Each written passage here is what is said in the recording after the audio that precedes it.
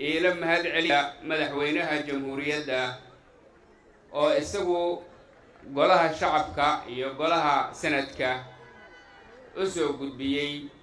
codsigiisa ku aadan matalaadda aqalka sare ee gobolka Banaadir sidoo kale waxaan rabaa inaad ila mahad celisaan golaha shacabka oo ku dhiiraday ansixinta matalaadda aqalka sare ee gobolka Banaadir waxaan rabaa sidoo kale mar kale inaad ila mahad celisaan madaxweynaha oo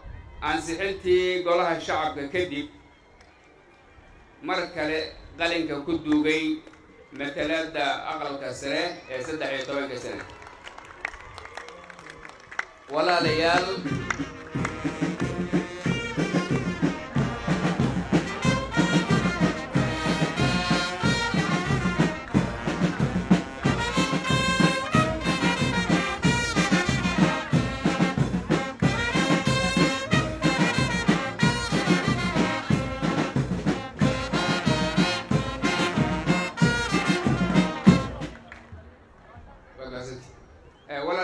mudanayaal iyo marwooyin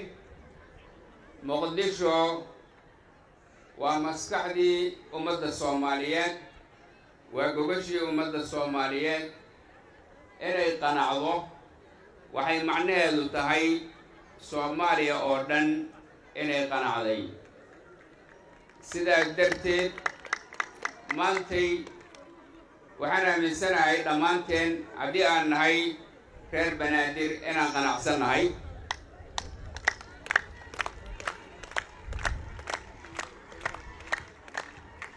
bulshada Banaadir waa bulsho sabar badan waa bulsho imtixaanaad iyo culaysyo kala duwan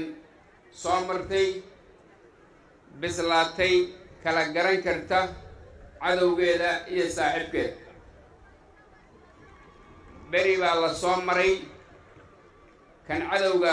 uu isu ekaysiinayay saaxiibka kan saaxiibkana mar walba uu ka soo marayay kan cadowga ah laakiin waxaan soo gaarnay marxalad Allah ayaa mahad leh aan ku kala garan karno saaxiibka dhow iyo cadowga weli ku riyoonaya inuu dib u celiyo dadka gobolka Banaadir iyo guud ahaan ummadda Soomaaliyeed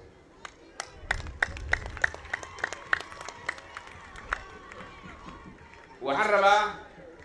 halkan inaan idinkaga xaqiijiyo inay jiraan baranjiyo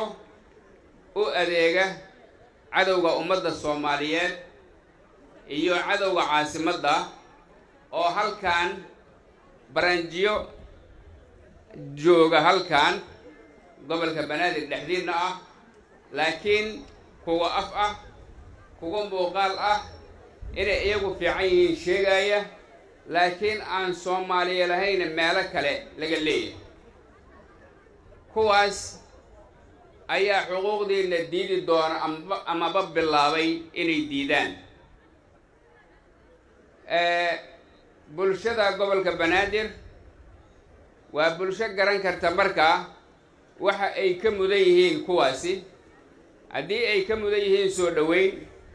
iyo haddii ay ka mudan yihiin sagootinba wax adinkay idin taallaa ciidamada Soomaaliya